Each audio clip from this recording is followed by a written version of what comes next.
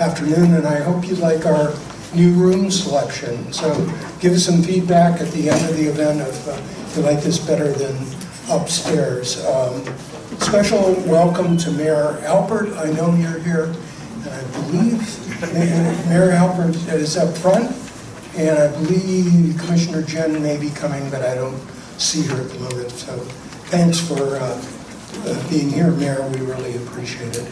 A big thanks to our associate members who you see seated around here, and we hope there's going to be adequate time for you to meet and talk with them in the course of later this afternoon, and hope you've had a chance.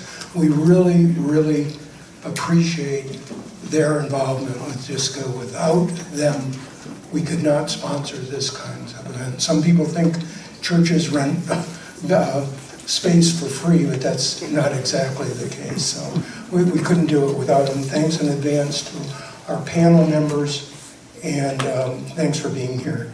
Before we get started, a quick note.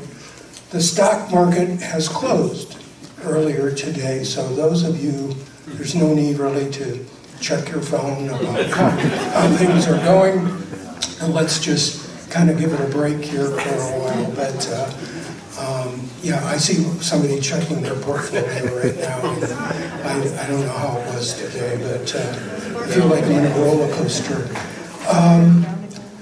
Refreshments, later this evening we've got beer, wine on the table over here, so help yourself. One other thing I want to make a plug for, we've sent out a resident survey here to 500 or 600 of you, and we hope that you would give us some feedback on DSCA and how we're doing and not doing. There's a QR code that I'll make available to you, but please participate in that survey because we want to learn from it and make adjustments as we do our planning for next year. We will be publishing the results of those surveys just to kind of give everybody a snapshot of feedback we're getting. So regardless of what's happening in Washington, D.C., my 2 cents worth is that Sarasota stands out because we try to come together, residents, businesses, and local leaders in rooms like these. That's what today is about, staying engaged, building dialogue, and focusing on what we can actually shape and change right here locally. One thing that I do want to mention is a reason for you to stay around to the end of our meeting today is we're trying something different. We're doing a raffle for 2 $175 gift certificates. So I hope that's enough to get your attention. It would be a nice dinner out. So please stick around and hope 2 of you get lucky. With that said, let me turn it over to our moderator. Diana Sada started her legal career in Central Florida, where she focused exclusively on representing homeowners and condominium associations in construction defect litigation. Prior to joining Brooke Simpson et al., Ms. Sada was a trial lawyer in both civil and criminal areas where she conducted numerous jury trials and represented many clients and victims in and out of the courtroom. Ms. Sada heads Brooke Simpson's Florida Construction Defect Group, where she applies her skills by helping builders, developers, and various contractors. I'm really pleased to have Diana. She's going to be a terrific moderator, and give her a warm welcome.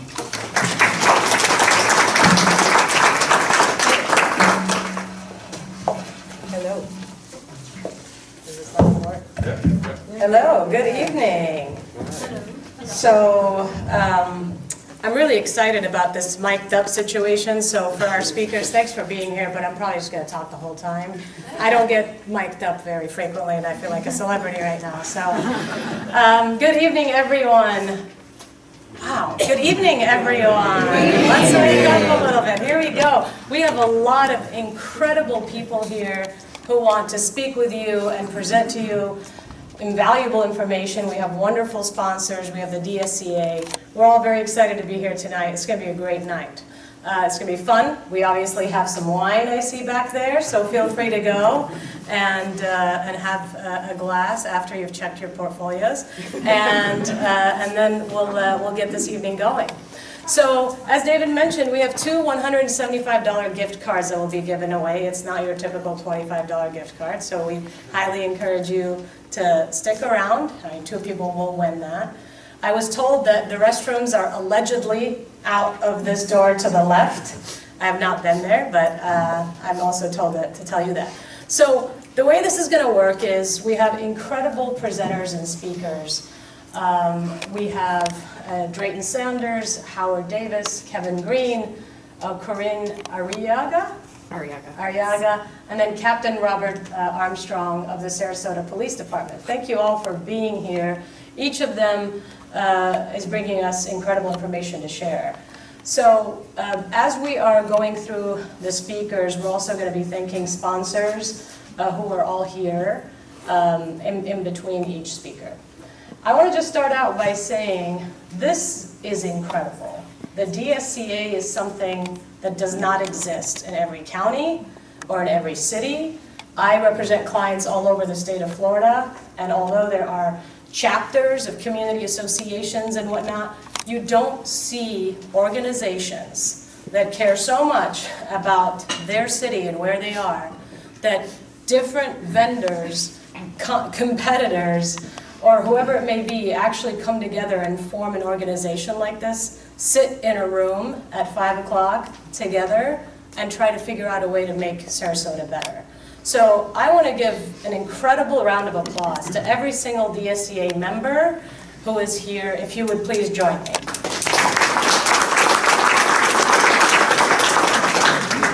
And to all of you, thank you for caring and being here. You know, knowledge is power. I always say that we are in a state that does some really good things up in Tallahassee, and then some really questionable things up in Tallahassee. And so we as homeowners need to be empowered with the knowledge about what bills and laws are coming out in Tallahassee, and collectively advocate for the right thing.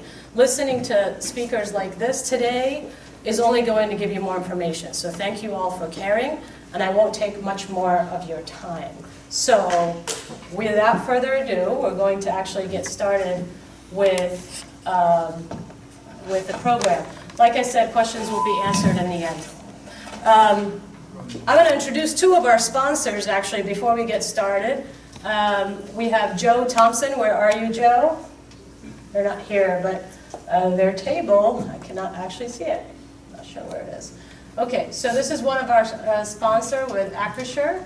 Feel free to reach out to Joe if you need anyone that would help you managing risk for community associations.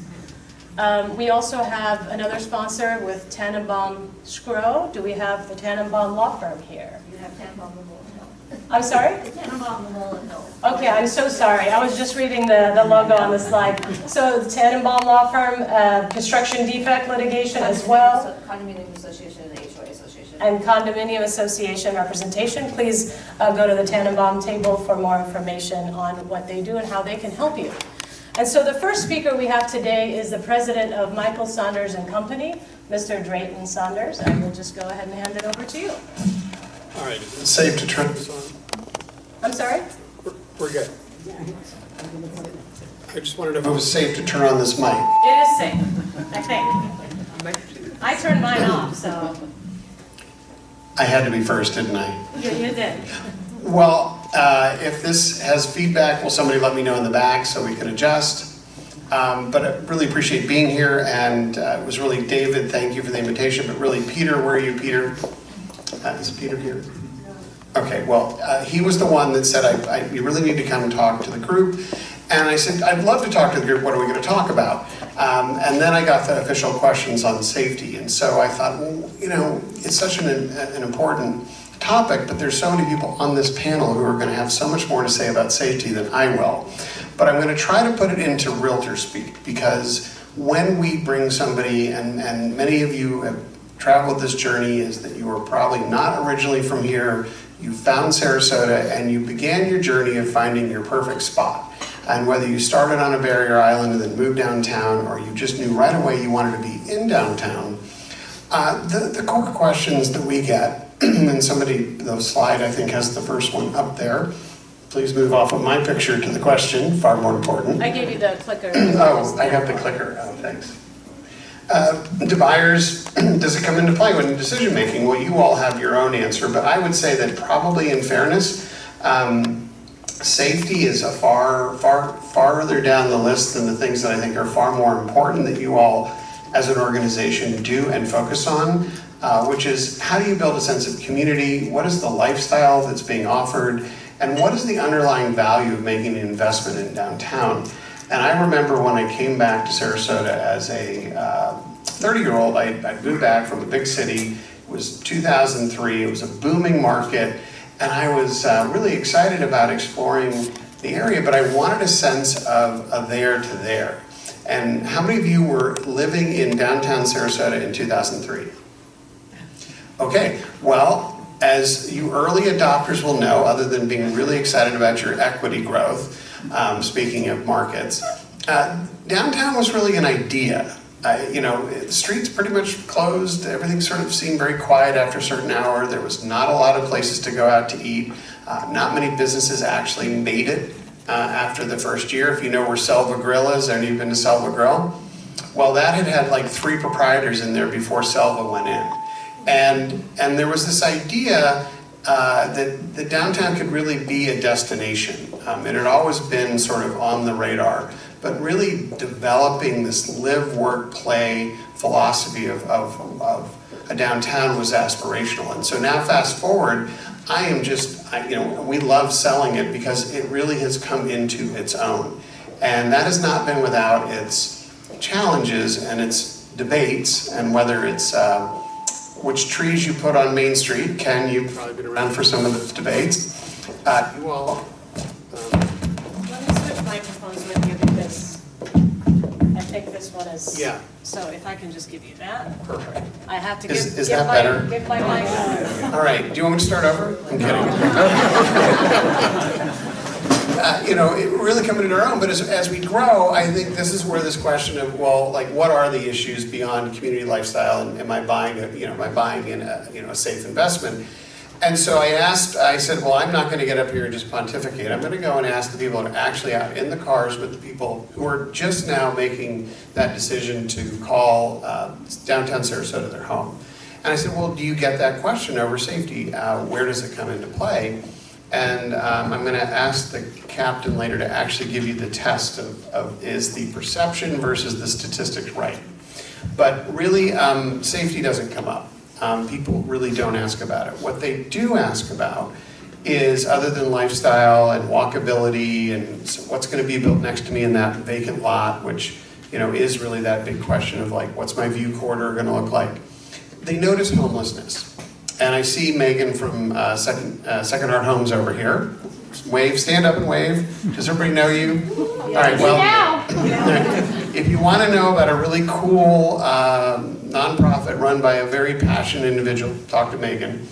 But really, over time, what I see in our community is that what people will notice is homelessness and vagrancy. And there's a myriad of things that we now go into that. But if we don't have a strategy to deal with that and be able to help somebody move from the street to a shelter, and then from a shelter a better life, I think you're going to get more pushback if we don't have solutions for that. And I know there's sort of the police force side of what we're allowed to do, and then there's sort of the long-term thing as a community, as we see the ebb and flow seasonally with that, or as we've sort of gone through sort of different elements of what causes spikes in our homelessness. I do think that's the long-term question as a community. If you said if a buyer really notices anything, they're going to notice that, and it's going to start that train of thinking, like, well, what's it like going to be living here? Am I going to have to step over somebody when I walk out my door? And if they've come from a market where that's been a much bigger issue, so if they've moved from San Francisco, or they went through any urban area in the pandemic where it became a really headline issue, it's going to bring up all those emotions. And so if you said to me from a purely selfish realtor perspective, that's probably the most important safety issue, that comes up, and it's really not about them being assaulted or having an issue of heard somebody was robbed. It's really about who they see on the street that doesn't look like them. So that's first question. I don't know. Am I just supposed to churn through these? Okay, I will. I thought it was more of like a panel discussion, but I'll keep going. Do they answer about crime stats? No, but they are always curious to know what they're like if they did. So I'm going to leave that to my speaker to the right, because I think you're going to talk about some really interesting crime stats. And then the really bigger issue, and this ties into safety, and and we've actually had issues in some of our downtown condominiums go through structural challenges in the past. But really post-Surfside, when that became such a huge, terrible event for those that were impacted by that, but then the headline and the overhang of, am I buying something that's safe? And then there's the follow-up thing is, how does all of the legislation, the milestone legislation, which I'm sure you're familiar with, particularly if you're in an older building where that inspection period is up and you have to have fully funded reserves. Really long term, that's a very big conversation. If you purchased recently, I'm sure you've gone through that due diligence. And I think it's one of those cost factors that is affecting the third thing that I'm going to talk about in a minute. But that is probably the most relevant safety issue in terms of a buyer decision today is, is the building safe? More importantly, what's the financial risk I'm making in moving into that particular building? And tying kind of vagrancy and cost into one big bundle, I'm going to kind of move to the third topic. And how much time per panelist were we? Because they told me 2 hours per person. Okay. The third thing is this overarching conversation that I think is relatively, it's not new today, but it's relatively new from when I moved here in 2003, which was needing to really address housing for a very broad base of people that move here. And the average price of a condominium in Sarasota, downtown Sarasota today is I wrote it down, I should know it, but off the top of my head, it's like $1.6 million. So that's not affordable. And when you look at sort of this conversation of affordable housing, and Mayor Albert, you're here, I know the city's taken a really strong lead in trying to look at creative solutions. I think a lot of us go to, like an image of who that's for. But when you really look at who needs to live in a community to be balanced, it's the people that move here that have a lot of fortune and ability to build wealth over time and make this our home, that you all become involved, you give back. It's what makes Sarasota an exceptionally special community. But then it's everybody else that needs to wrap around that. It's nurses, it's starting out doctors, it's police force, it's the people that service in restaurants, it's everybody.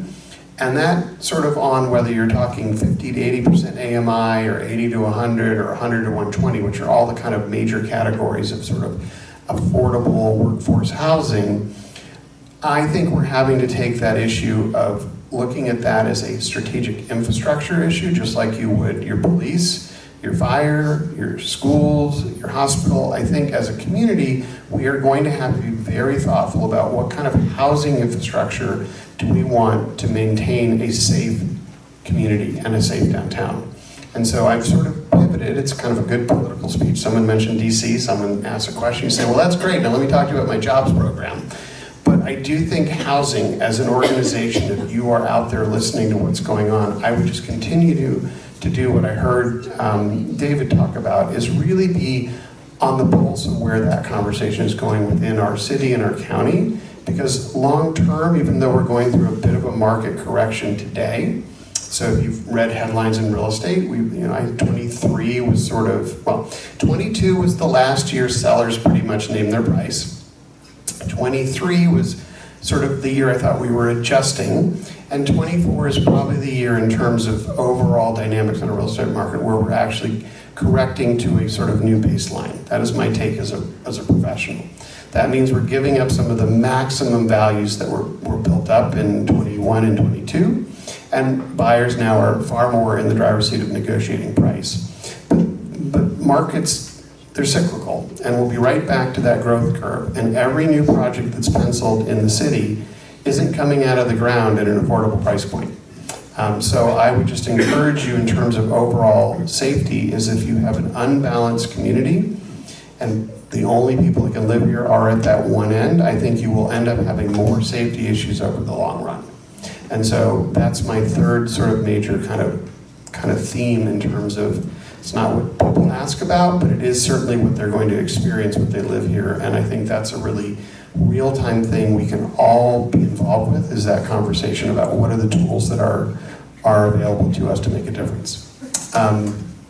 Lastly, the other thing that did come up on walkability, and I know this is not the topic of the walkable, we're going to talk about parks and recs in a minute, but I would just like to give a shout out to the way we're amenitizing our community. And the other thing I'm really passionate about is being involved in what's the next generation of that amenity that makes our downtown livable, walkable, and desirable. And I really want to just say that although that's not safety, I think sometimes when you look at safety, you look at what are you investing in long term, and how does that relate to the value that somebody 5 years from now will be either selling into or buying into.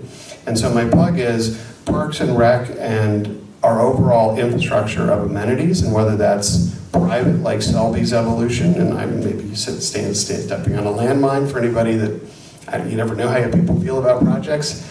I'm super passionate about the Bay Park. Ken, you were there talking about the value of that.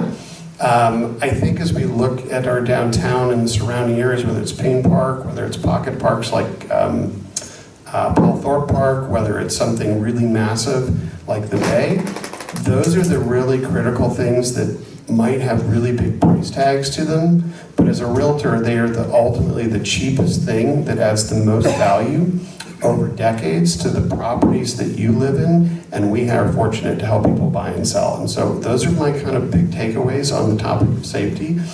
Peter and David, if I've totally gone off topic, I apologize, but you have really great other panelists to talk much more specifically about things that I'm not as expertly informed on. Thank you. Thank you very much. Well, the good news is I don't think I actually need a microphone, so I'm just going to leave you with the mic.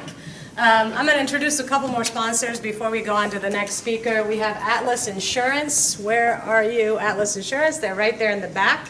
I'm sure they could talk to you a lot more about insurance and what they offer if you wish to visit their booth. Thank you for your sponsorship. Another sponsor is the Bird Key Yacht Club. Where are you? They are right there. Hey, they're getting a round of applause already. Must be special. Thank you very much for your sponsorship. And folks, it goes without saying, but without every sponsor here, I don't think these could happen, right? And so I think it's incredible for them, if you haven't had a chance to meet them yet, to just go shake some hands and grab some of the amazing swag that I have my eye on before I leave myself.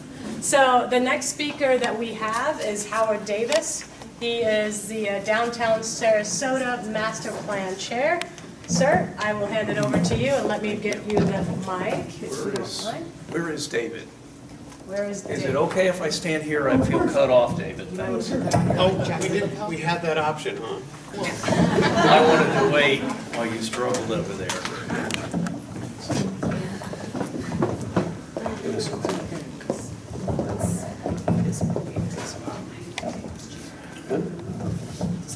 All right, how's that? Good?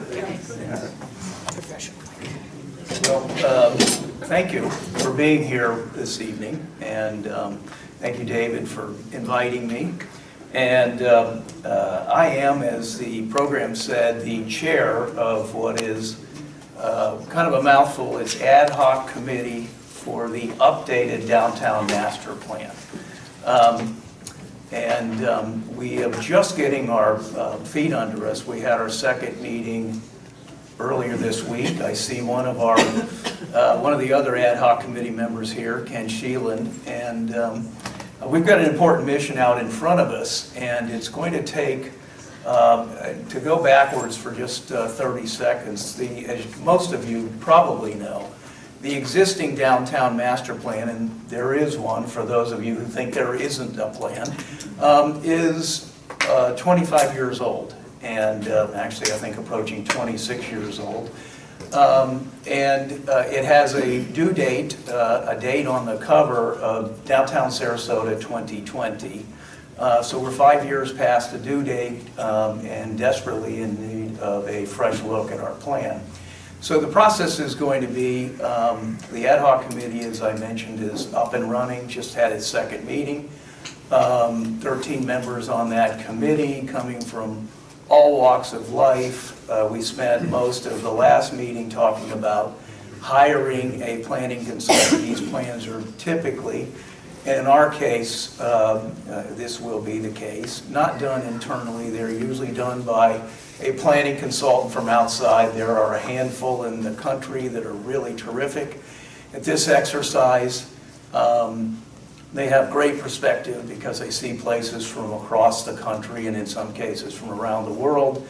And by hiring a consultant, you'll get specialized expertise in subject matter areas, but you also get a great perspective on what else is happening out there in the world. So I believe we're doing the right thing at the Commission's direction to have an ad hoc committee, sort of a steering committee, and also to be looking to an outside planning consultant to really handle the day-to-day and even big picture aspects of this plan.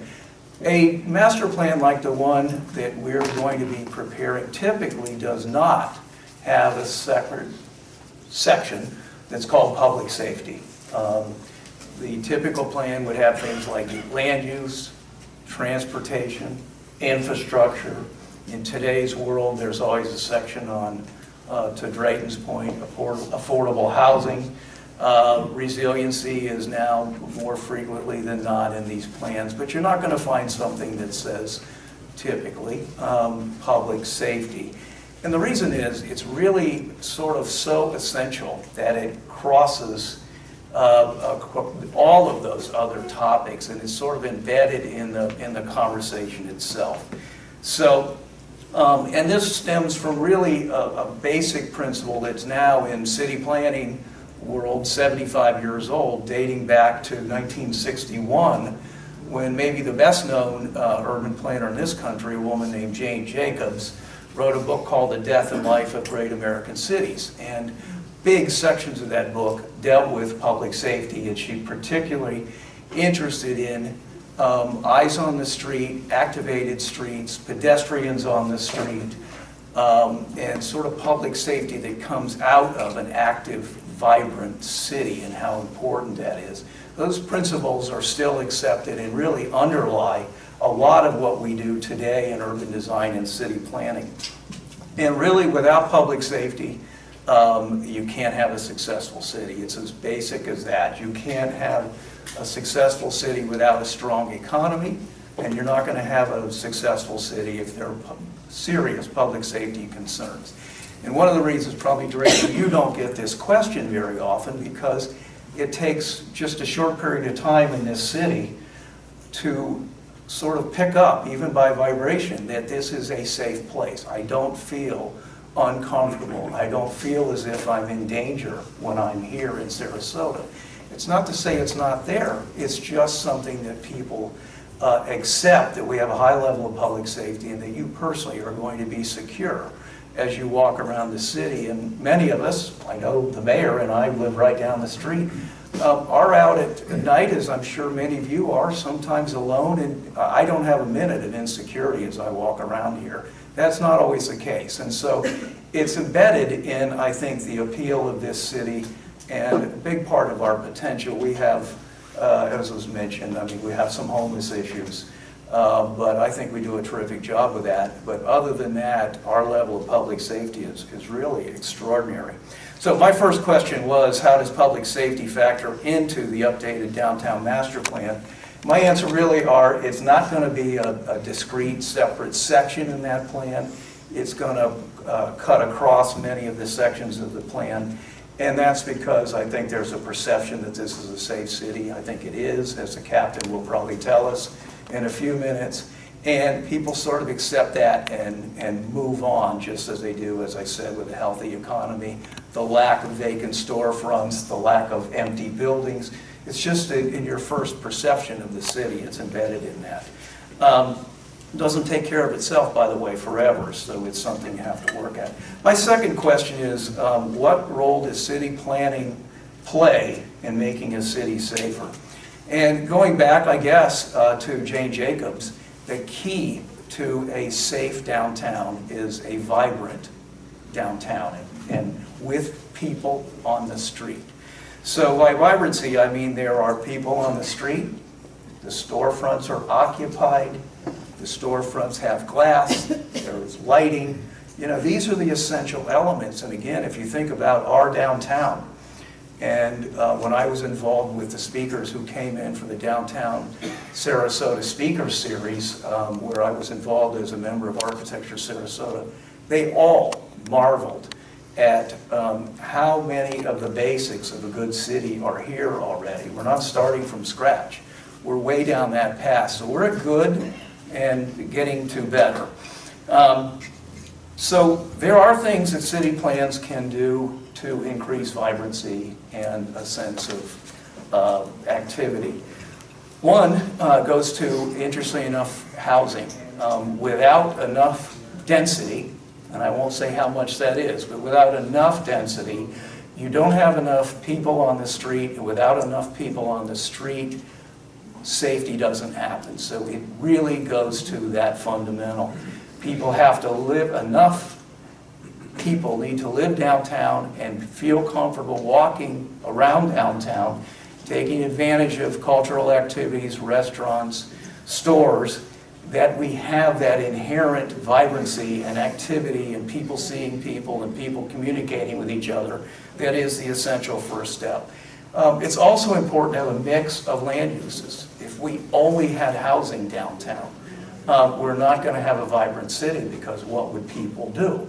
And here we've got a tremendous cultural base. We've got a tremendous base of restaurants and stores. And we have, once again, the ingredients. So it is important to have a mix of land uses. And most of our new projects are residential. We need to be careful that as we go forward, other aspects of downtown are taken care of, and that we nurture them and don't neglect them as everybody thinks about the latest new building that's being built. There's other aspects, cultural and retail and business, really do matter. At a more granular, sort of fine-grained level, there are a couple of things, one or two of which I've already mentioned. Active storefronts are just so essential. We do a good job with that. You'll see very few empty storefronts, very few boarded up storefronts in town. It's not a good thing to have boarded storefronts. It's not even a good thing to have craft paper on windows. I wish we didn't do that in some cases, because it's sort of like the missing tooth in the face, and it really does a disservice to town.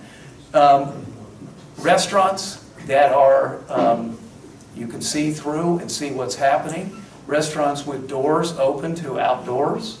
Restaurants where the seating spills out onto the sidewalk and the street. All of these things, by the way, as I'm saying them, I'm sure you're thinking to yourself, we have those. Not every place does. Those are vitally important for the vitality and the activities and the activation of downtown. So if we want to make our city safer, we want to activate our streets with people, have street-level stores and restaurants with lots of glass, even open storefronts. And one other item, it's important to have good street-level lighting. People are subconsciously very aware of how things are, how the lighting is around them. My final question is, what role does urban planning play in pedestrian and vehicular safety? You're going to hear from Corinne of our transportation department. She's a specialist in this area, so I don't want to step on her toes. But let me offer a couple of thoughts. Pedestrians don't kill themselves. Pedestrians downtown have problems when they encounter vehicles, and that's cars and trucks. And so it's so important to remember that simple principle. It's not pedestrians by themselves, it's pedestrians and encounters with cars and trucks. When you understand that, three things, I guess, just to wrap this up, are vitally important. First, visibility. Someone driving a car needs to be able to see pedestrians, and pedestrians need to see the vehicle. And we do a really good job here generally with pedestrians and crossings and signals and roundabouts and all the rest of that. We don't always have the best visibility as anyone who walks or drives downtown. You've got to be able to make eye contact as you drive or walk downtown. The pedestrians and the vehicles need to be separated. Again, we generally do a very good job of this, but when I say that, it may seem like self-evident to you, but it's not always the case. If you walk along Mound on the sidewalk there, you are not feeling safe because the cars are going by you at 50 miles an hour. If you walk downtown and there's a sidewalk and often landscaping and parking and then the car, the chances of that car having an encounter with you or vice versa are much smaller. So again, a lot of these principles are embedded in our downtown. And then finally, the statistics on the speed of cars and the injuries and unfortunately sometimes death that can result in collisions are really stunning. And by that I mean a car going 20 miles an hour that hits somebody is probably just going to injure them. A car going 40 miles an hour that hits somebody could easily kill them. So got to keep the speeds down. Again, we're doing a very good job with that. And so got to separate the cars from the people. Got to be able to see. Drivers need to see pedestrians and vice versa. And let's slow the cars down a little bit. We do a good job of all the things that I just mentioned. I hope as we go forward we'll do an even better job. But we're off to a terrific start in terms of a vision for our future. We start from a very envious place with what we have to work with here. And I hope all of you, as we go forward with the master planning initiative, take time to be involved and offer your thoughts and opinions and join us in every way that you can. So thank you.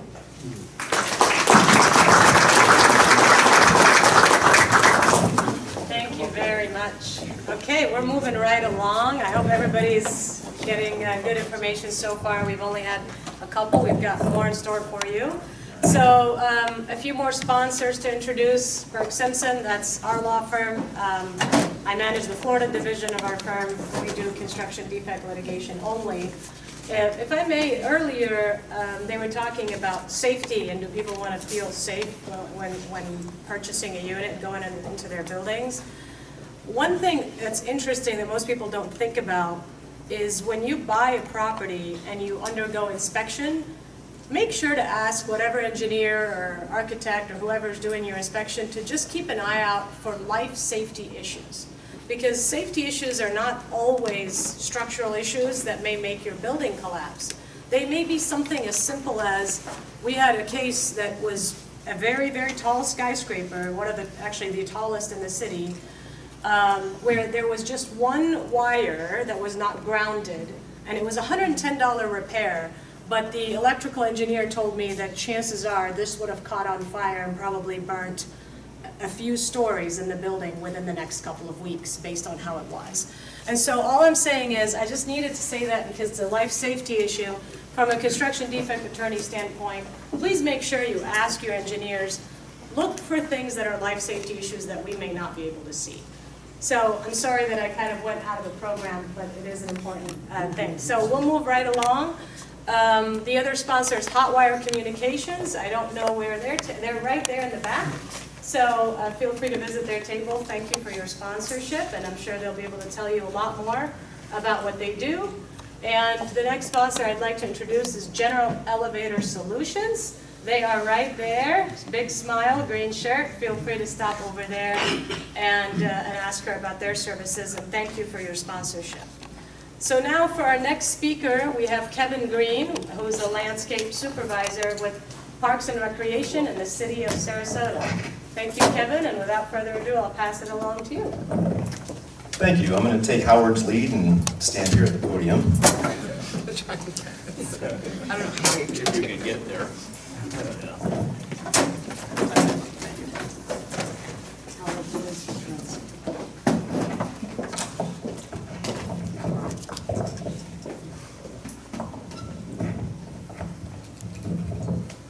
Can everybody hear me all right? Yes. Very good. Thank you for the opportunity to address everybody here. I'm Kevin Green. I'm with the City of Sarasota Parks and Rec Department. I've had the pleasure of being with the city now for a little over 3 years. I've been involved with several projects within the downtown area that are very exciting. One of our most recent ones is Overtown Square. It's a beautiful little park over in the Rosemary District. We've been busy, working in other parks, working on improvements such as Paul Thorpe Park, working on the fountains that are in there and rehabilitating all that.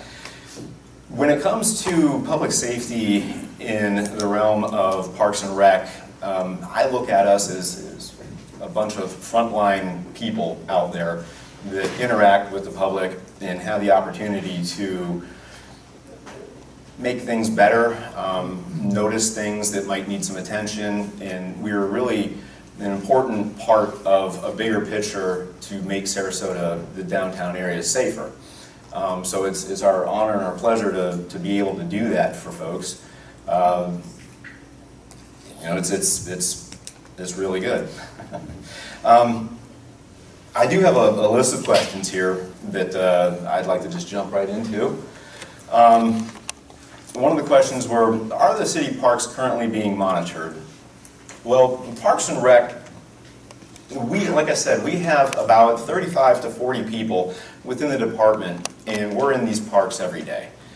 We start out first thing in the morning, 6 o'clock in the morning, and we typically run until about 2:30 in the afternoon. But we do have folks and we have contractors that work with the department that have a presence here 7 days a week. And far beyond that 2:30 range. So we're in there, we're making a presence, we're cleaning things up, we're cutting things back. We're interacting with the public. And one of the goals there is just to make that area safer. We have the contractors that could be in those parks, tending to plants. We've got folks working on irrigation, we've got folks trimming trees. So when you've got that group of people working out there, we're making a pretty good presence in the park. Another question was, we know that there's cameras at Bay Park, but how about other parks? Are they being monitored? If there are cameras in parks, it's not Parks and Rec that's monitoring them. Like I was saying, we have staff that's working in the parks, but we don't really leverage the cameras or anything in there. That's not really our role of what we do. So we're not monitoring camera footage or anything. The next question was, how is the Parks Department working with the Sarasota Police Department to ensure citizen safety in our parks? We do work closely with SPD on a multitude of levels. We work with the homeless outreach program that they have, the team. We also will work with particular officers if they have, for instance, a camera in school zones or going down streets. If we need to trim back trees or anything like that, we're there to assist and help in any way that we can. And we just work together on a lot of different projects. We just recently worked with them by placing more signs in some parks to help with enforcement issues. And I think that really helps with the overall picture of safety in parks. The next question was, post-hurricane, what are we doing to get the parks back to pre-hurricane condition? And I'm sure you folks have really witnessed what the storms did to the downtown area and really the city of Sarasota. We took a pretty big hit. We're continuing to clear the remaining debris, and we're repairing damaged areas. Like I was saying earlier, the repairs in parks to really reactivate these things, to bring more people back into the parks, to make the areas safer. As some of the former speakers here were saying, The best way to, one of the ways to make an area safer is to activate it, to have more people in there. And one of the ways that Parks and Rec can help would be getting these parks back online. We still have quite a bit to do, but we are working at that diligently. We're working with other departments within the city as well. It's not strictly just a Parks and Rec project, but we've teamed up with Public Works for seawall problems, structural issues, roadway. For instance, Worland Park really took a hit, and we're working with a multitude of organizations there and other departments within the city to get that park back up and activated again. But we are replacing landscaping in several of the parks as well. I know just this week we're focusing down on Gulfstream Avenue, getting a bunch of new plantings down there at the intersection of Gulfstream and Main. We're over at Laurel Park, putting in new sod in areas like that, because when a lot of the trees came down and the work happened in there to clean up the parks, well then there was some additional damage that happens with that activity. So that's where we have to come in and bring the park back to the pre-hurricane state by adding more plants, trees, turf, and making the park more inviting and activating it again for the citizens in the downtown area.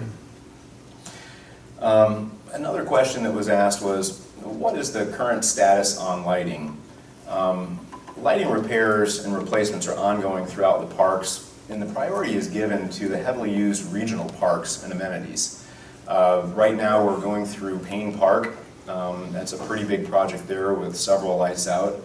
Another park that is currently being worked on is Bayfront Park. There were many lights there. Same thing with St. Armand Circle.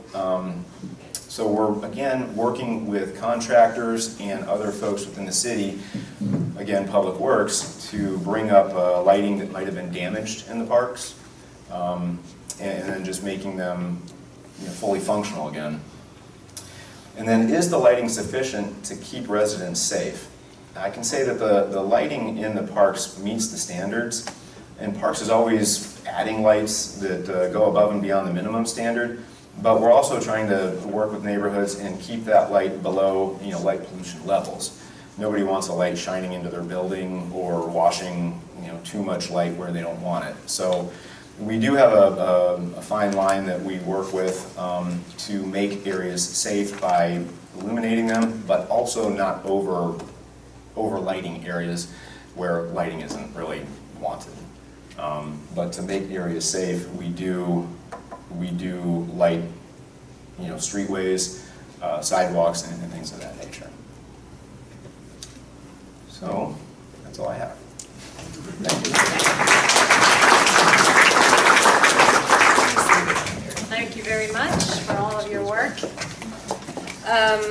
Let me introduce a couple more sponsors before our next speaker. We have Brown & Brown Insurance. Raise your hand if you're here in the room somewhere. Well, we thank them for their sponsorship anyway. And Centennial Bank. We have Centennial Bank right back there. Thank you very much for your sponsorship. Please stop by Centennial Bank to ask about their services as well. Finally, in this segment, First Service Residential Property Management Company. Thank you for being here and for your sponsorship. Please stop by their table and meet them as well. So our next speaker is the Senior Transportation Planner in the City of Sarasota, Karen Arriaga. Please, all you.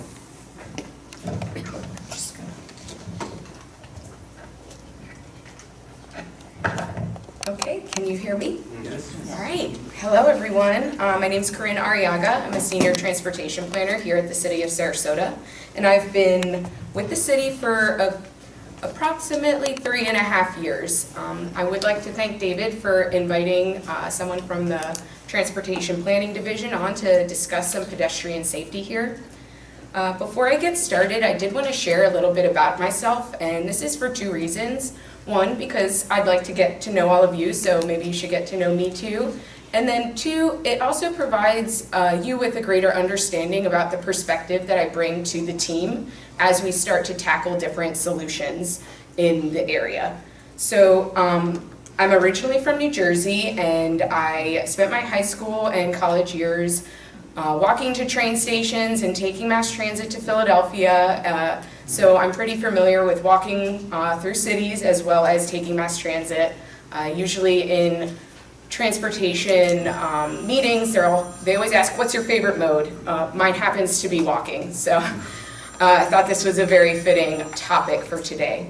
My background is in public health. I have a master's in public health, and I'm also a certified public health professional as well as a certified planner. So I like to bring in that perspective as we do tackle those issues that come our way, to make sure that whatever solution we are presenting or whatever solution we are recommending also make sure that health outcomes have a benefit for the people and we're not negatively impacting people's health. So that's the perspective I bring to our team as we move through that.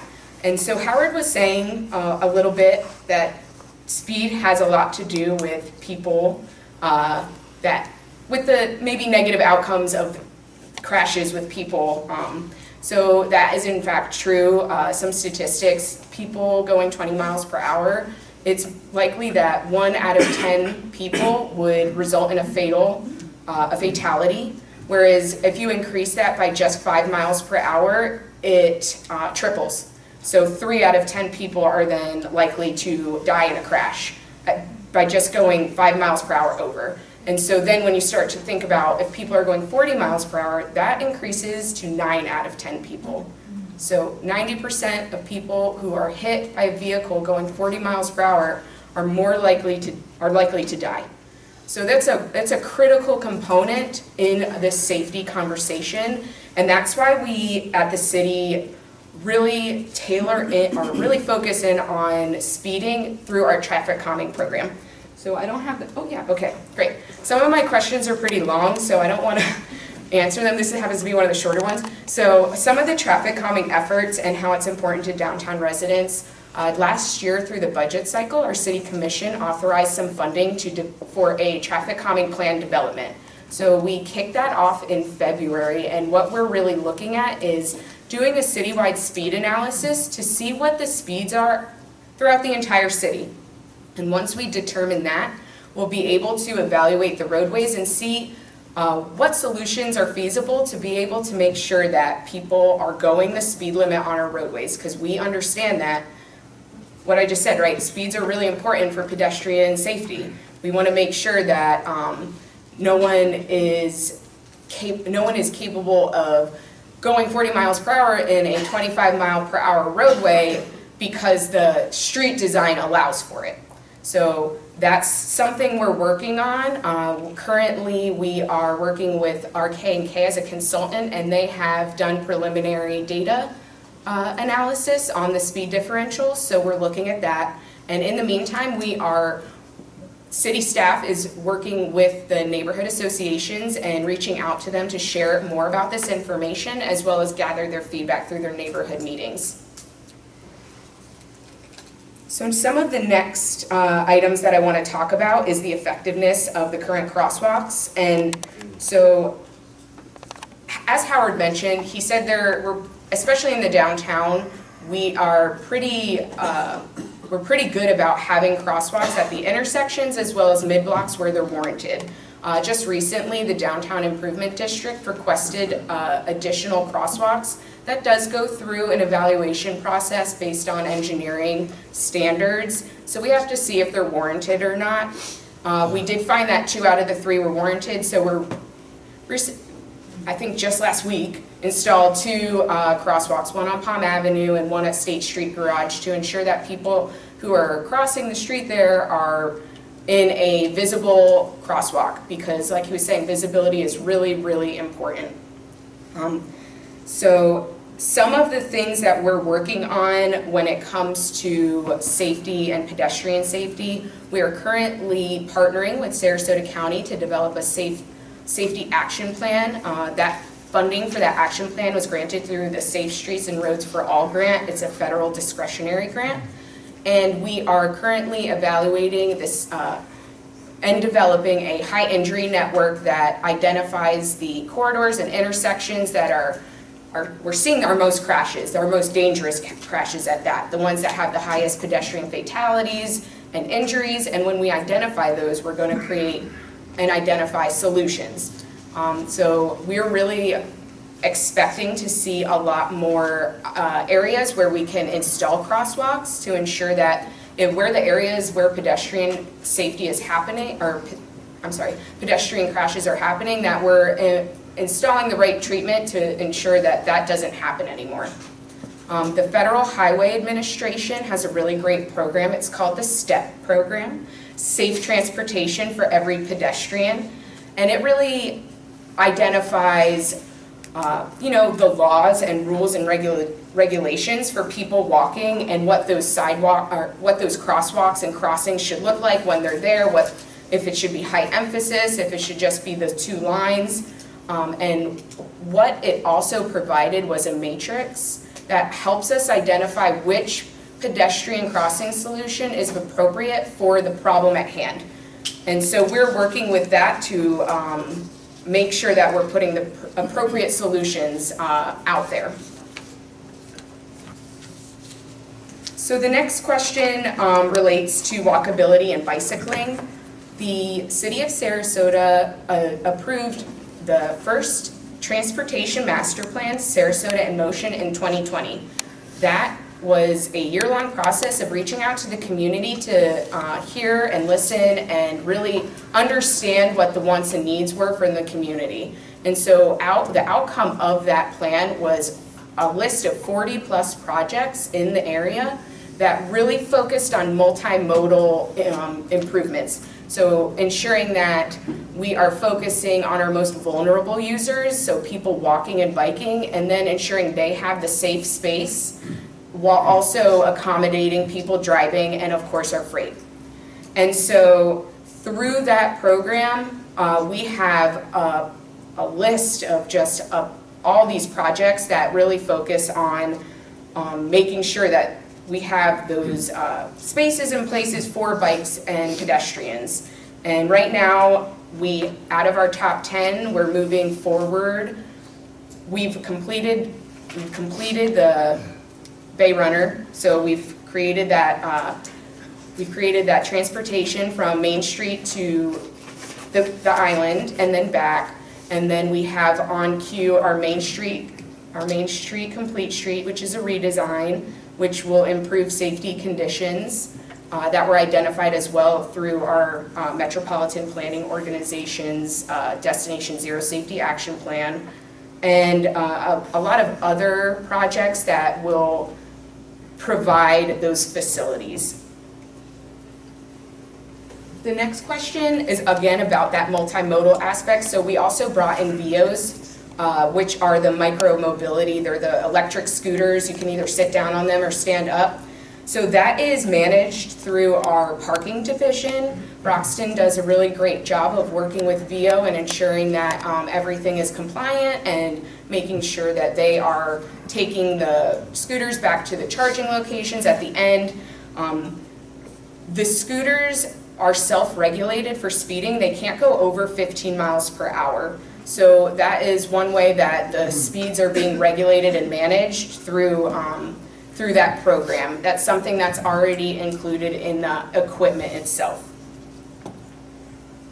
So last thing is crosswalks and street art. So some of the best practices that are coming out today is safety through art in transportation. So there's some research out there that shows that by incorporating and integrating art into our transportation network, it can actually increase safety, especially for people walking and biking. And that can be done through intersection art, sidewalk art, or art in the crosswalk. And so we recently adopted, the commission recently adopted the 2024 Engineering Design Criteria Manual that isn't going into effect until October 2026. But within that manual, there are guidelines and requirements for art that is going to be on the travelway. So that includes crosswalks as well as intersections or any other kind of art that you're going to put where people are traveling. And so those guidelines and restrictions ensure that that safety is at the forefront, so making sure that the paint has enough friction in it so it's not slippery when you're riding on it or walking on it, as well as other criteria and guidelines. And so I really want to thank you all again for allowing me to be here and share some of this information. Thank you.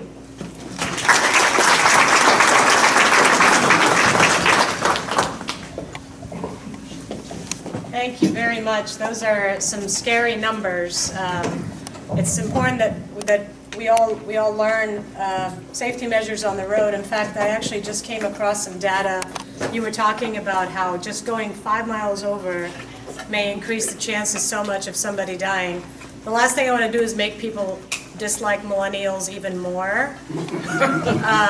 However, I just heard on the news a couple days ago that it's 50% of crashes due to distracted driving are actually people under 30 years old. And that's kind of a scary statistic too, and it sounds like there's a lot that is being done to take care of not being distracted on the road, cell phones, Instagram, and all that stuff at red lights. But yeah, these safety features are very important to address, so thank you for that information. And before I turn it over to you, do you mind if I introduce a couple more sponsors? No, go right ahead. All right, so we've got Associate Gulf Coast sitting right there, another management company. If you would like to learn more about their services, they're great, even with Nick on. And then the next one is KW Property Management and Consulting. They're also a management company sitting right here, so please visit them and discuss their services. And then finally, we have Cadence Bank, also sitting right here in the bright green shirt. Please stop by. Thank you all for your sponsorship and for being here with us tonight. So without further ado, Captain Robert Armstrong of the Sarasota Police Department. All you, sir. Thank you very much. Good evening. Last but not least, right, for the police? But anyway, yeah, so everybody's waiting for the cop to get up here. I've been with the city for 25 years. I've been blessed to work all over the department and pretty much everywhere you could possibly think about. But I did want to open with, I'm just a regular guy in a uniform. I'm a husband, I'm a father. My son goes to Cardinal Mooney, so I love the city. I have your data for you. These questions that were presented to me were from you. So I know you probably want to ask me questions that are off these, which is fine, but I'm going to go with the ones you presented. I'll give you the best information that I can. So the first question you had were, can I just discuss the crime stats in downtown Sarasota, and are they up or down? So I went through all the crime stats. I've got great news. You guys are super safe. I hope you feel safe. I hope you're happy. We presented to the commission recently. 2 years ago it was way down. This year it was 22% citywide. But particularly you guys are zone 5, so downtown. Really the stats just show a little bit of a decrease in crime. And these are UCRs. These are using really your very big crimes: murder, aggravated assaults, robberies, sex crimes, burglaries, larcenies, and motor vehicle thefts. The good news is your numbers are super low. Really the only number that jumped out at me, and I talked to the crime analyst today, was all other thefts was 26. It was a little bit of an increase. And we talked today, those are really people leaving their wallets, purses, cell phones, and keys around, and then people are taking those things. So really that was about it. Right now we're looking at the thefts are up for the e-bikes. So for whatever reason, crimes of opportunity, those e-bikes are being stolen. And also recently we're having the batteries stolen off of the Evo scooters. I think people are pawning those. Maybe there's some kind of piece of, I don't know, but those are a little bit up. For your zone, which is zone 5, and there's 10 zones in the city, you guys represent 11% of all UCR crime citywide, so it's pretty much averaged out. A couple notes I took for calls for service. Now your calls for service actually show up, but my notes say that it's not a bad thing, because what that means, we have more vehicle stops, because every time we generate something, we're going to generate a case number. So when your police officers are out being proactive, it automatically generates a case number. We have more officers signing out on foot and bike patrol. That's another question. I'll talk about that a little later. And right now we have less suspicious persons calls and incidents, and less batteries, which are touching or striking a person against their will. This is a big one to talk about. Auto burglaries. 83% of the vehicles are unlocked. So lock your cars. I already talked about most crimes are really people just leaving their stuff around. Something that I wanted to talk about, we have our community relations unit, Officer Grachowski. He just recently met with all the bars, all the staff at the bars, and he's really working on de-escalation. So fights at bars, stuff happening, and hopefully when we're all asleep. I'm not, because I'm always on call. But at 2:30 in the morning when the bars close, you know, really there wasn't a problem, but we thought it would be really helpful to meet with these folks that are at these bars for de-escalation, how to deal with intoxicated people. So that's been a really good program, and that's underway right now. So the next question. So, nope, there we go. So this is the Real-Time Operations Center. This is not my division, but I'm going to do the best I can to kind of talk about this. Has anybody been at the PD and done a tour of the ROC? You haven't done one yet? Oh, geez, the chief didn't invite you, huh? Okay. So obviously come by and take a look. So the Real-Time Operations Center made me feel old and how I used to do police work back in the day as a detective. It is really cool. And really what it is, it's leveraging technology to help your police officers that are out here every day. So in-house at the police department, there's a ROC manager and there's 4 crime analysts. So behind the scenes, if you could kind of picture this big room with all these TV screens, and they're sitting there with a radio, and they have like 4 computers in front of them. They have just about any kind of software you could possibly think about to help us catch bad guys or find bad guys. So when I say bad guys, I was a detective for a long time, so don't get mad about that, but there are bad guys out there. So these folks have a really cool job, and what they do all day is they monitor calls for service. So they have the radio, they're listening to the calls for service, and before the officer has even headed that way on the call with their body-worn camera, they're already running data, cameras, information, suspect information, directions of travels, all things I never had. We just had to find people. So this is really, really cool. Yes, it uses cameras. There are cameras in the city. They're all over the place. They're using these, and I'll talk a little about something in a minute. This, I really, when I go to this room, I just say, gosh, I really do wish I had this, 20 years ago when I was, doing this job. But it's really, really cool. You should feel very, very safe. I'm happy that the police officers that are under my command have that safety and security, and we could get into drones. Drone response, that's coming. Eventually we're going to have drones going to calls, giving us information, safety, especially if it's critical or an armed subject. We don't have to send a police officer into that call immediately. I could probably talk about that for hours. So we do have the flock surveillance cameras throughout the city. So we have, within the ROC, there is an opportunity for anybody who has a business downtown, if you want to be a part of that, just get with me later, I'll give you my card, but there is a fee with that, but we will basically have a DVR hooked up to your business and will monitor you, and you will be attached directly to the ROC. So if something's happening and you have a business downtown, we'll tap right in and we'll look at it live. And so pretty cool stuff. Let me know if you have any questions about that. All right, next question, please. I'll go to this one. So traffic safety, I am in charge of the traffic unit, and really to think about what these folks, their primary function, they are traffic homicide investigators. So we do average about 2 call-outs a month. They respond to traffic fatalities and serious bodily injury crashes. So as you can imagine, our phones are ringing a lot, sending people out, they're mapping crime scenes. We have amazing technology. Right now we have an SPD, I call them a THI, a traffic homicide investigator on the board with FDOT, and they are involved in the Bicycle Safety Coalition. So we have somebody right in our agency that's involved with FDOT doing that, developing all the best practices for bicyclists, pedestrian, and motorists, and the best way that we can police our city. We have 2 current grants that get approved every year, the High Visibility Enforcement and Speed and Aggressive. Really with the HVE or High Visibility Enforcement, these folks will work all day, and then they'll go to their next job, which is working on this grant. It's paid for overtime through the grant, and they're handing out pamphlets to pedestrians that are committing violations or drivers, and they're obviously doing the speed and additional traffic stops. I don't want you to see the traffic budget, but if you freak out when you see it, a lot of this is through the grant, but these folks work a ton. They work too much. DUI operations are way up. When I was a young police officer, we didn't really like DUIs. We called them the murder misdemeanor, for any of you attorneys in the room. We didn't like them. They're complicated. You always end up in court. You have a very, very smart attorney who will just beat you up on the stand for DUIs. But today, every day, every 12 hours, I get a daily report from the police officers that have worked. The DUIs are way up. And for whatever reason, today's cops, they don't really mind doing the DUIs. They're comfortable with them.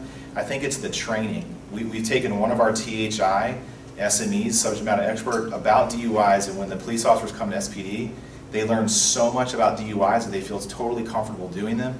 They're very long, very complex, and usually it's a misdemeanor, but they're doing a great job. So far, we have 64 this year, and a stat for you guys, of the 64 so far this year, 17 of them have been downtown. So your folks are out there working.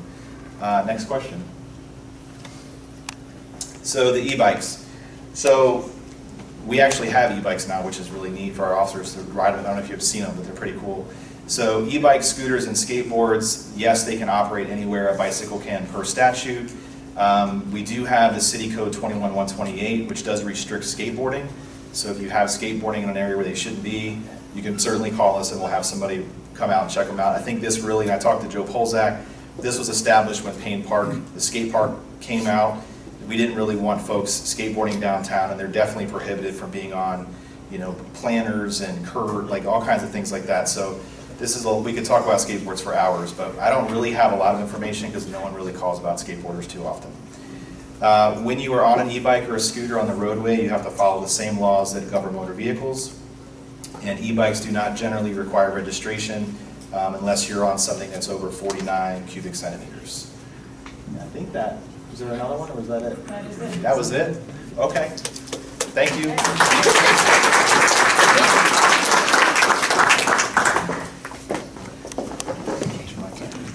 I will take my mic back. Thank you. You're welcome. Thank you, Captain. If it makes you feel any better, I was a prosecutor and I actually loved DUIs. I thought it was really fun to play body cam footage of a person that blamed their chihuahua for going too fast. Yes, that actually did happen to me. So thank you all very, very much for your attention. Please, before I introduce the next few sponsors, please finish filling out your questions in the card. Everybody has a card and a pen, so if you have any questions for our panelists, we will be collecting those. We have a few already, quite a few. So if you still have any questions, say it now or forever hold your peace. All right, so here we go. We'll get started. The first question is for Corinne. It appears that the median landscaping at the roundabout crosswalks have been lowered, especially, this has to be a doctor that wrote this, I'm sorry. This is definitely a doctor, it's like a prescription. Was this in response to motorists stating they could not see pedestrians in the crosswalks? So I'm actually gonna give that to Kevin because they maintain landscaping, yeah.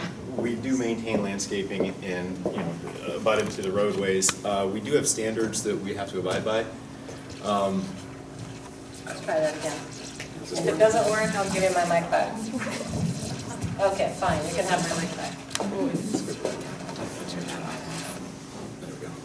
Sure.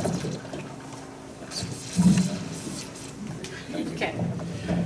So Parks and Rec does have the maintenance contract to maintain plants within roadways. There are crosswalks, medians, things of that nature.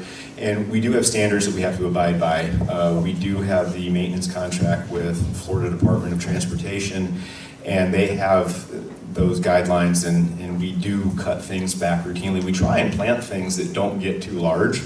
Everything needs to be approved through FDOT, but the goal is to maintain visibility. And I know with the EDCM, there's design criteria there that talks about site triangles and things of that nature, where there's just areas that you really can't plant. And a lot of that is taken care of through design, where there aren't planting opportunities within those site triangles. Great, thank you. This is not addressed to a specific person, so whoever wants to take this, you can. How can residents along North Gulfstream Avenue, Florida Highway 789, help the city address the drag racing and excessive traffic noise on that Florida roadway where local laws are enforced by the Sarasota Police Department?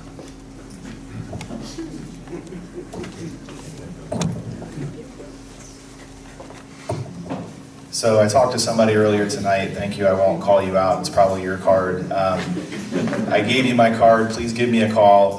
One of the issues that we definitely have is that, you know, we can't be everywhere, and you know, you have to have the police really be present to witness an infraction while it's on the roadway. So even if you see someone commit, you know, basically if they run a stop sign, you can't do anything about that. We have to actually witness that happen. So I would say let us know where you want us. You know, we do directed patrols. So I will take the traffic unit and officers that are not specifically on the road, and I'll move them over, and we'll put them in that area. So just let me know. I think I talked to someone earlier about this particular spot, and we're on it, and we'll help you out. Okay, thank you. Howard, can we increase the density so we could have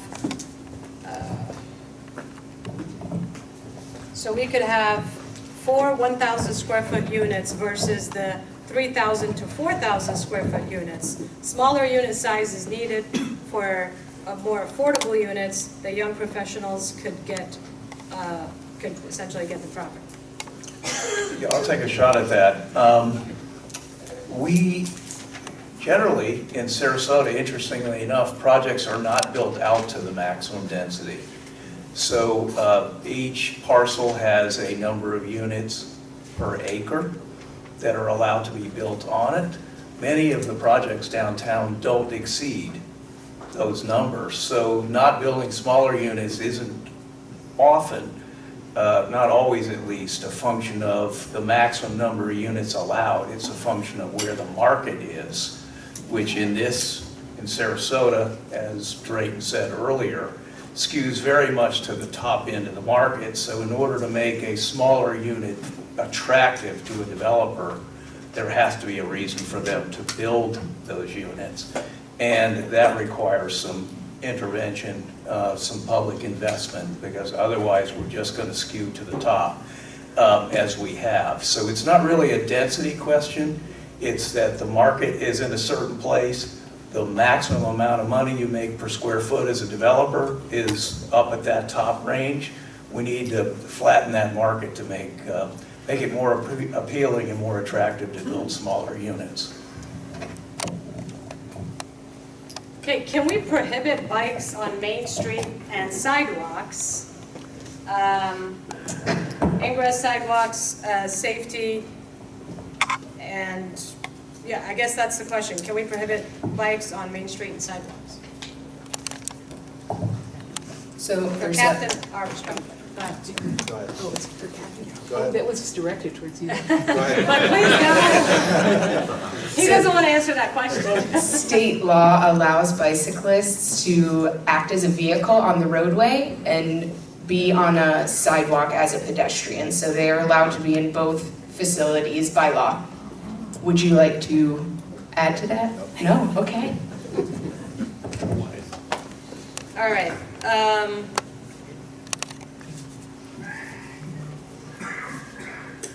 All right, we're going to talk about attainable housing. This person wants to talk about the impact of absentee owners of sky-high priced condos. We've never heard of anything about how that drives up RE prices and the potential impact of the government's idea to switch out property taxes for sales taxes. Oh, wow. Want me to go on this one? Great. Okay, so let's go in reverse order. I cannot address the last one completely, but again, conceptually what I know about a value-added tax, which would be in place of a property tax, is usually viewed as a regressive tax because it really affects everybody along the income spectrum and arguably unfairly so. I do think, as people do look at property taxes overall, we know on the flip side, if you're buying into the market at the price points we talked about, you're paying a pretty big property tax bill. So I don't know the solution to that one. I'm going to address what I think is a much more solvable issue, which is the question of how do you bring a more balanced inventory to the market? It's not easy, as was mentioned, and we work with a lot of developers, and when they come into town, they have a really simple question. I know what my land acquisition cost is going to be. I have an idea of what my construction cost is going to be. how do I exit this investment in the fastest way possible with the most amount of money for me as a developer? And that's not wrong. That's what developers do. For a market rate developer, to get attainable, affordable workforce housing, you have to go and talk to the developers who do that as their business. And I'm not an expert in this field, but I think it was mentioned earlier, if you want to have a different outcome that the market doesn't otherwise produce, i.e. lower cost, smaller units, you have to provide some degree of incentive to achieve that outcome. Now, the city's been really brave and creative to look at density as one tool, and with density bonuses, which I'm sure you've read about, you get to have those with some percentage of affordability. I would say that's a tool, but it probably doesn't go far enough. I would say the simplest thing we can do as a community is, I don't know if you're aware, we have a affordable housing trust fund in both the city and the county. And those are generally the mechanisms that distribute money that would come into the trust fund. If you remember reading about hurricane relief funds or pandemic relief funds that came into both the city and county, anybody read about that? That one's like the GBDR, it sounds like an East German country. The other's there are two sources of funds. I would Google it, and what it showcases is when money came into the county and the city. And that money was directed in portion to housing-related projects that were all penciled and ready to go. Basically, it proved the case that when you add money to an affordable housing equation and you help subsidize the cost to get that project from concept to delivery, you get housing. And so I think as a community, you have a motor, which is the trust fund, that says we know how to distribute this. You have developers who are willing to enter the market to do it, and whether they're doing it for sale, whether they're doing it for rental, whether it's a specific audience that it addresses, i.e. different need buckets. But what you don't have is the fuel, and the fuel, unfortunately, is cash.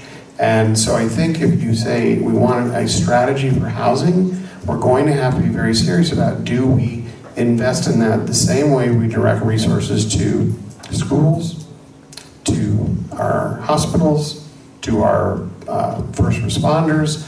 And I think there's a really good conversation going on at the county level that that addresses this point, and it's about carving out some, not increasing millage, not taking out of the general fund, but really using growth and the tax growth and carving out a little bit of slice of that to actually fund the two trust funds we have, so that we can actually begin to talk about long-term strategy around housing. And so if you want to know where I would direct it, is to direct it first to that issue, and then have this great debate about who gets it, because that'll always be there. But it's something I think we need to really take seriously as a community. So. Thank you. Before we go to the next questions, let me introduce our last couple of sponsors. We have Youthful Aging Home Care. Where are you? If you're here, please raise your hand. Thank you in the red shirt. Thank you for being here and for your sponsorship. We also have the law offices of the one and only Scott Peterson. He's pretty short, so you're not going to be able to see him. But Scott's a wonderful general counsel. I've had the pleasure of working with you, and please reach out to him for all of your needs as well. And so let's continue with some more questions. This next question is about, I'm assuming to Captain Armstrong as well. At a CCNA meeting, the officer named Matt showed, so he's going to be fired, clearly, showed a chart of statistics, including only 111 speeding citations in February. Why so low are the red light cameras not functioning? Red light cameras are speed cameras, because there's two different things. And I think there was a delay with the school speed cameras. There was a delay. There was an issue, a technical issue. It got delayed, so that's why the number was low. Great. But it's climbing. Yeah, that's going to be a school speed zone camera question. So we want to see a lot more tickets in the next couple of months, officer. Yes. Great. Okay. The next question: is there an estimated timing for reopening Warland Park and the fishing pier? Or, yeah. Like I was saying earlier, the project over at Orland Park involves multiple agencies. We've got the Florida Department of Transportation working on that. We're working with our Public Works team, engineering. It encompasses seawall issues, structural issues, and roadway issues. So we really don't have that timeline set yet. We're still in the process of working through all of that. Great. Next question is, what processes are in place to ensure our air is safe to breathe? As renovations and demolitions occur downtown, who is ensuring local, state, and federal laws surrounding testing and handling of toxic bacterials such as asbestos and lead are being properly cared for, especially in these older buildings? I'm happy to answer that one. I actually, if you would like, I just had an issue very similar to this, if you'd like. Yeah. As you know, I do construction defect litigation, which means we are often dealing with removing large patches of drywall and demolition as part of our testing, or potentially advising our clients to reconstruct after they settle on a case.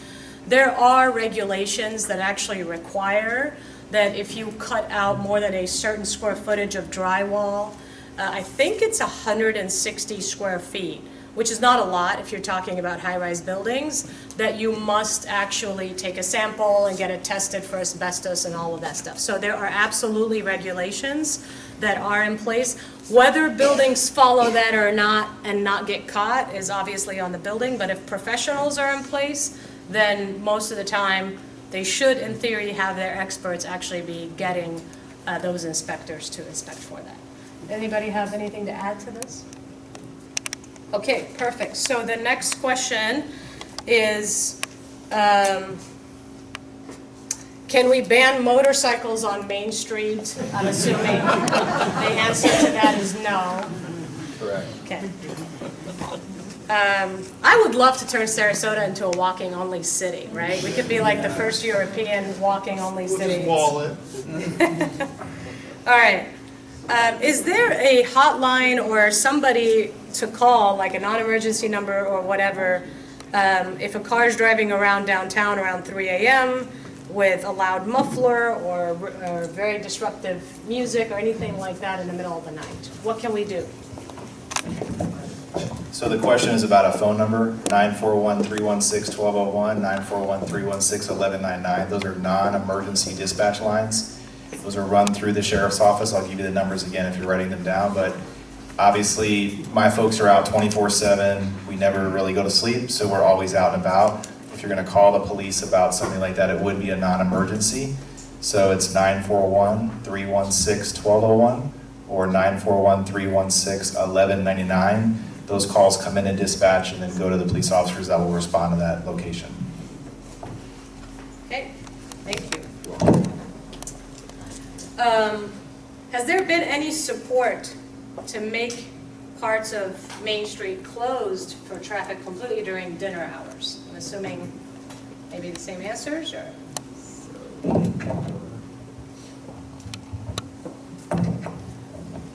So like I said earlier, we do have the Main Street Complete Street redesign, and we're looking at different concepts.